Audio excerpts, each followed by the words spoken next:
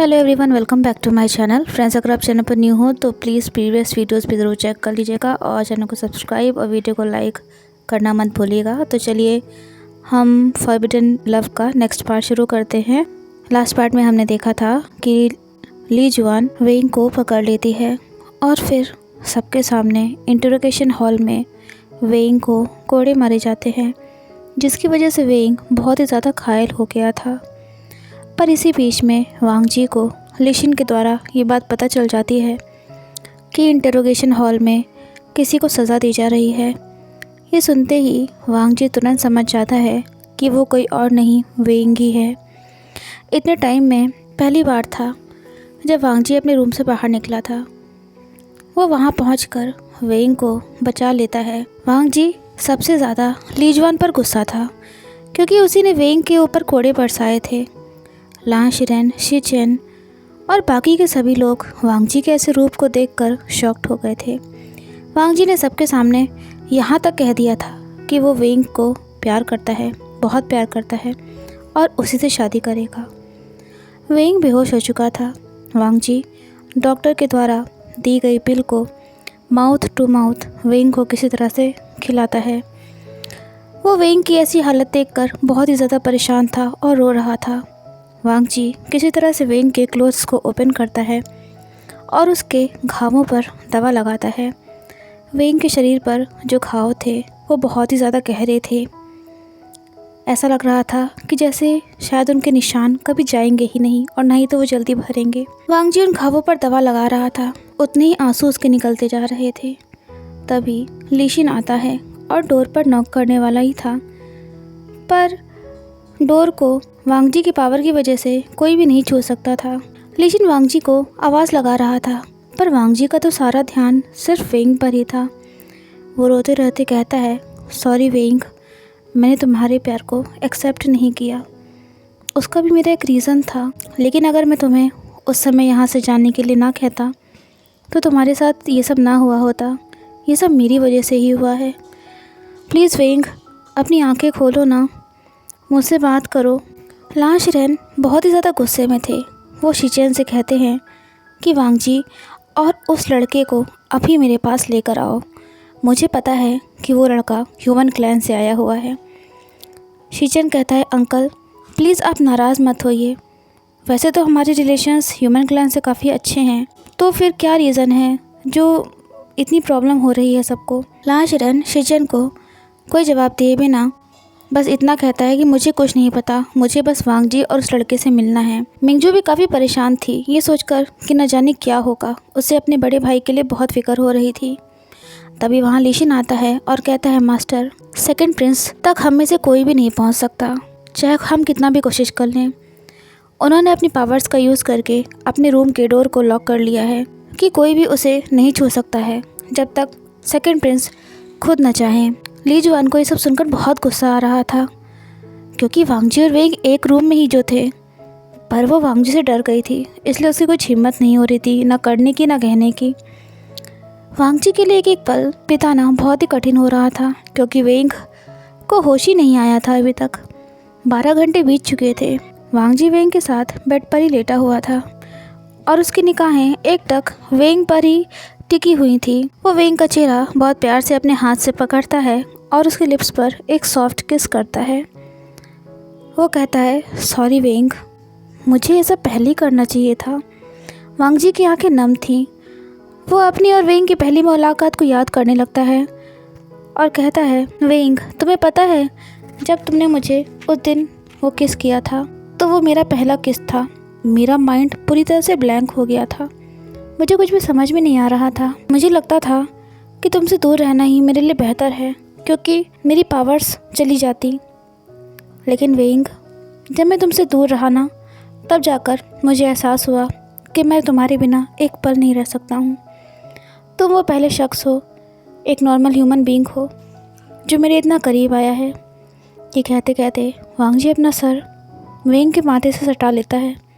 वो कहता है, वेइंग, अगर तुम्हें कुछ भी हो गया ना तो मैं भी जी नहीं पाऊँगा। वेइंग बेहोश था, पर वो किसी गहरे सपने में मानो खोया हुआ था, जिसमें उसे अपनी शिजे, जियांग फैमिली, जियांग चा, अपना बचपन और एक धुंधली सी इमेज दिख रही थी, मानो जैसे कि वो एक अलग ही दुनिया में हो, जहाँ चारों तरफ घना अंधेरा था और डीमनिक पावर्स थी, नेगेटिव पावर्स। बेहोशी में ही वेंग के गर्दन के पीछे जो मार्क था विलो फ्लावर का, वो एक्टिवेट होने लगता है। इधर वांग जी वेंग के माथे पर अपना हाथ रखे हुए था। तभी अचानक से वेंग के शरीर में हलचल होती है। वांग जी इससे चौंक जाता है। वो कहता है, वेंग वेंग तुम ठीक तो हो ना? पर वेंग तो अपनी आंखें ही नहीं खोल रहा था, सिर्फ उसका शरीर छटपटा रहा था। वांग जी वेंग की ऐसी हालत देखकर घबरा जाता है। वो अपनी स्पिरिचुअल पावर से वेंग को हील करने की कोशिश कर रहा था, पर वेंग की बॉडी उस हीलिंग पावर को रिसीव ही नहीं कर रही थी। उसका पूरा शरीर पसीने से भीग जाता है। तभी अचानक से वेंग की आंख खुल जाती है। वो जैसे ही अपने सामने वांग जी को देखता है तो वो तुरंत उसे कसकर अपने गले से लगा लेता है। वांग जी वेंग को होश में आया देखकर बहुत खुश था, पर उसे वेंग के शरीर पर लगे घावों की भी बहुत फिक्र हो रही थी। वो कहता है, वेंग वेंग तुम्हारे शरीर पर चोट लगी हुई है। तो वेंग वांग जी को और टाइटली हग करते हुए कहता है, प्लीज़ वांग जी, मुझे अपने से दूर मत करो। मुझे ऐसा लगता है कि अगर मैं एक पल के लिए भी तुमसे दूर हुआ ना, तो मैं अभी के अभी यहीं मर जाऊंगा। ये सुनते ही वांग जी की आंखों में आंसू आ जाते हैं। वो कहता है, वेंग प्लीज़ ऐसी बातें मत करो। तुम्हें नहीं पता, पर जब तुम आंखें नहीं खोल रहे थे ना, तो मुझे लग रहा था जैसे मेरी जान निकल जाएगी। वेंग वांग जी की आंखों में देखता हुआ धीरे से स्माइल करता है और वांग जी के लिप्स पर किस करने लगता है। वांग जी भी वेंग को किस बैक करने लगता है। तभी वो कहता है, वेंग अब तुम्हारी चोट कैसी है? ये सुनकर वेंग अपनी बॉडी की तरफ देखने लगता है, जहाँ कुछ देर पहले तक कोड़ों के गहरे घाव थे, निशान थे, पर वो अचानक से अपने आप गायब हो गए। वेंग और वांग जी दोनों ही ये देखकर चौंक गए थे, क्योंकि जिस कोड़े से ली जुआन ने वेंग को मारा था वो विंग क्लैन के हेड लान शिरेन का था और उसमें सोने के तार लगे हुए थे। उस कोड़े से जिसको भी मारा जाता था उसके बॉडी पर से वो निशान ताउम्र नहीं जाते थे, घाव भले ही भर जाता था उनका। वेंग जो कि अपनी पावर से अनजान था, वो भी इस चीज़ को देखकर चौंक जाता है। दरअसल उस विलो फ्लावर के एक्टिवेट होने की वजह से उस वेंग की डिमनिक पावर्स भी एक्टिवेट होने लगी थी और उन्हीं की वजह से वो घाव अपने आप भर गए थे और गायब भी हो गए थे। पर वेंग इन सब से अनजान था।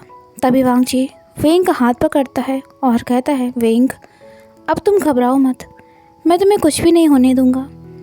वो एक दूसरे की नज़रों में देख रहे थे। तभी वांग जी को अपने हार्ट में पेन महसूस होता है, बहुत तेज़ पेन, पर वो वेंग के सामने अपने पेन को शो नहीं होने देता। लान शिरेन शिचेन से कहता है, शिचेन जाओ और वांग जी को तुरंत यहाँ लेकर आओ। मुझे पता है कि वो तुम्हारी बात ज़रूर मानेगा। शिचेन कहता है, अंकल लेकिन मुझे लगता है कि हमें वांग जी को थोड़ा टाइम दे देना चाहिए। लान शिरेन बहुत ही ज़्यादा गुस्से में था, इसलिए शिचेन कहता है, ठीक है अंकल, मैं वांग जी को बुला कर ला रहा हूँ। वो वांग जी के रूम की तरफ जाता है और अपने पावर से उस डोर को ओपन करने की कोशिश करता है, पर शिचेन भी इसमें सक्सेसफुल नहीं हो पाता। शिचेन के पास अब वांग जी को आवाज़ देकर बुलाने के अलावा और कोई रास्ता नहीं था, क्योंकि जैसे जैसे टाइम बीत रहा था वैसे वैसे लान शिरेन का गुस्सा और ज़्यादा बढ़ता जा रहा था। वांग जी जो कि वेंग पर से अपनी नज़रें हटा ही नहीं पा रहा था, मानो उनका वक्त, उनका समय उसी पल में रुक गया हो। पर तभी जब उसने अपने बड़े भाई की आवाज़ सुनी तो वो चौंक गया। उसने कहा, वेंग तुम मेरा यही इंतज़ार करो, मैं बस अभी आया। ये कहकर वांग जी बेड से उतरता है, पर तभी वेंग उसे पीछे से हग कर लेता है और कहता है, वांग जी तुम कहाँ जा रहे हो? तो वांग जी उसे समझाता है, वेंग मेरे बड़े भाई आए हैं, मुझे उनसे मिलना पड़ेगा। तो वेंग के आंसू आ जाते हैं और वो कहता है, वांग जी क्या तुम्हें मेरी वजह से सज़ा मिलेगी? मैं ऐसा नहीं चाहता हूँ। वांग जी वेंग की तरफ मुड़ता है और उसके फोरहेड पर किस करते हुए कहता है, वेंग मुझ पर भरोसा रखो।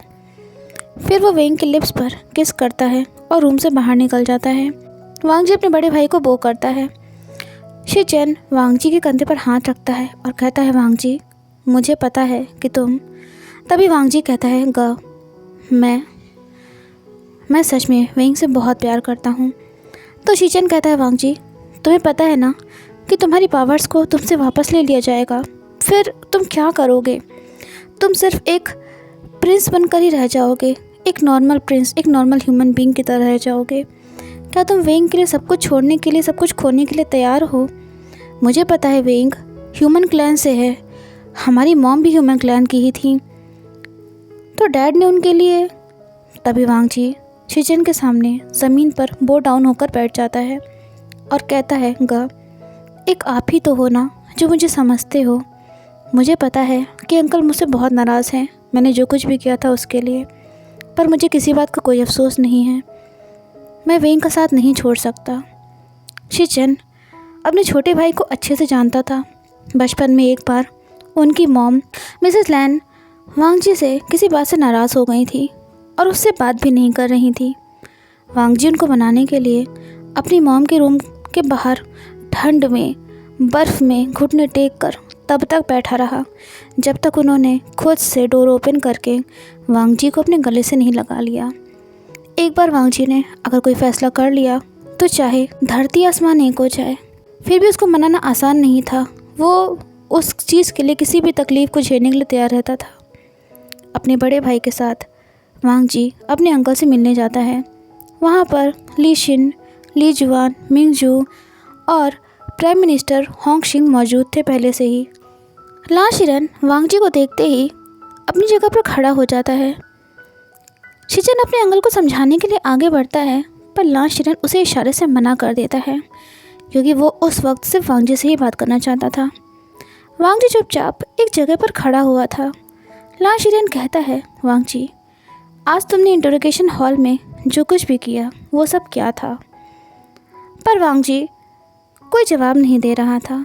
तभी ला शिरन अपना कोड़ा उठाते हैं और वांग जी के ऊपर चला देते हैं, जिससे वांग जी लड़खड़ा कर ज़मीन पर बैठ जाता है। ली शिन, मिंग जू, शीचेन और यहाँ तक कि ली जुआन भी ये सब देखकर घबरा जाते हैं। वांग जी के मुंह से हल्का सा ब्लड आ गया था। ला शिरन कहता है वांग जी, मैं तुमसे फिर से पूछ रहा हूँ। तभी वांग जी अपने आप को संभालते हुए खड़ा होता है और कहता है अंकल, आपने और सभी ने जो कुछ भी देखा वो सब सच था। मैं वेंग से बहुत बहुत प्यार करता हूँ और उसके अलावा मैं किसी को भी अपनी लाइफ पार्टनर के तौर पर एक्सेप्ट नहीं करूँगा, चाहे फिर मेरी जान ही क्यों ना ले ली जाए। ली जुआन को तो ये सुनकर एक झटका सा लगा था। जो सपना वो बचपन से देखते हुए आ रही थी कि वो वांग जी से शादी करेगी, वो टूट गया था। ला शिरन कहता है वांग जी, तुम्हें पता है कि इसका मतलब क्या होगा? तुम्हारी पावर्स छीन ली जाएंगी, तुम बस एक नॉर्मल ह्यूमन बनकर रह जाओगे। तो वांग जी स्माइल करते हुए कहता है अंकल, मुझे मेरा वेंग हर हाल में चाहिए। ला शिरन शॉक्ड हो गए थे। वेंग क्लैन का प्रिंस एक नॉर्मल ह्यूमन से कैसे प्यार कर सकता है? तभी उसे अपने बड़े भाई की याद आ गई थी कि कैसे एक ह्यूमन के लिए उन्होंने पूरी डिमन क्लैन से युद्ध किया था। ला शिरन आदेश देता है कि वांग जी को 100 कोड़े मारे जाएं और उसकी सारी पावर्स को छीन लिया जाए। शीचेन चौंक जाता है और कहता है अंकल, ये आप क्या कह रहे हो? वांग जी की पावर्स मत छीनिए। ली शिन और मिंग जू भी यही बात कहते हैं। वेंग क्लैन का हेड होने के नाते ला शिरन अपना फैसला नहीं बदल सकते थे, पर वो ये भी जानते थे कि एक प्रिंस से उसकी पावर छीनने का क्या नतीजा होगा। इसीलिए ला शिरन कहते हैं ठीक है, वांग जी की पावर्स छीनी नहीं जाएंगी, पर कुछ समय तक वांग जी उन्हें भूल जाएगा और उनका प्रयोग नहीं कर पाएगा। लेकिन वांग जी को अपने ऊपर 100 कोड़ों का पनिशमेंट फेस करना ही होगा। 100 कोड़ों का दर्द आज तक कोई नहीं झेल पाया था, तो क्या वांग जी ये सब झेल पाएगा? ला शिरन अपनी पावर्स का यूज़ वांग जी पर करता है, जिससे वांग जी अपनी पावर्स को भूल जाता है और इसके बाद वांग जी को सबके सामने 100 कोड़े मारे जाते हैं। वांग जी की पूरी पीठ उन कोड़ों की मार से छलनी हो गई थी। उसकी यह हालत थी कि वो उठ भी नहीं पा रहा था।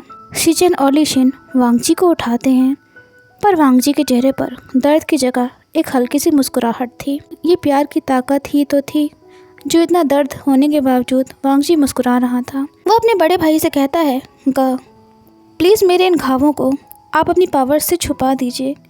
मैं नहीं चाहता कि वेंग को इस बारे में कुछ भी पता चले। शीजन की आंखें नम थी और क्यों ना हो, उसका प्यारा छोटा भाई इतने दर्द में था। वो कहता है, वांगजी लेकिन तुम्हारी इंटरनल इंजरीज़ का क्या? तो वांगजी कहता है, मेरा वेंग मेरे साथ है ना, मैं बस खुश हूँ, मैं बहुत खुश हूँ। कुछ टाइम बाद वांगजी अपने रूम में वापस जाता है। वेंग उसका इंतज़ार कर रहा था। वांगजी को देखते ही वेंग बहुत खुश हो जाता है। वो जल्दी से दौड़कर उसे अपने गले से लगा लेता है। वांगजी के शरीर से निशान भले ही गायब हो गए थे, पर दर्द अभी भी उसे उतना ही ज़्यादा, बहुत ज़्यादा हो रहा था। वांगजी स्माइल करता है और वेंग की आंखों में देखते हुए कहता है, वेंग अब हमें कभी भी कोई अलग नहीं कर सकता है। अंकल और मेरे बड़े भाई हमारी शादी के लिए मान गए हैं। वेंग की आंखें बाहर आई थी।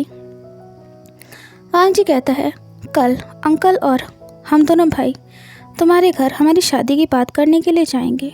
वेंग मेरा मन तो नहीं है कि मैं तुम्हें एक पल के लिए भी खुद से दूर करूं, पर शादी से पहले हमारा एक दूसरे के साथ ऐसे रूम में रहना सही नहीं है। मैं नहीं चाहता कि कोई तुमको बुरा भला कहे। ये सुनकर वेंग वांगजी के लिप्स पर डीप और पैशनेट किस करता है और कहता है, मैं अपने ग्रूम का वेट करूँगा और उस दिन का भी जब हम हमेशा के लिए एक हो जाएंगे।